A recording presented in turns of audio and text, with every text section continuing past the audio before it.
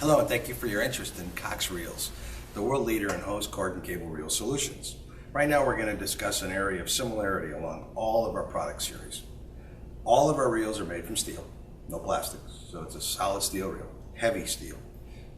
All of our reels have spun disks, no stamping of any of the disks. So the spun disc gives you rigidity, it gives you a rolled edge for protecting your operator and the hose, and it just gives you additional strength. So it's a much stronger way of putting together a disc.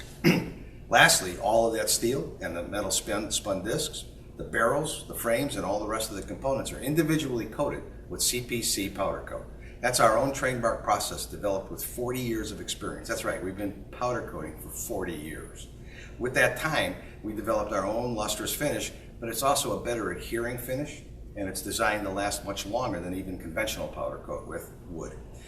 By powder coating the individual components, we eliminate any of the uncovered areas that might be behind others' bolts that have been painted over or anything else that's been painted as a single unit. Also, versus wet spray, of course, powder coat is a much longer lasting finish with much better rust inhibiting properties.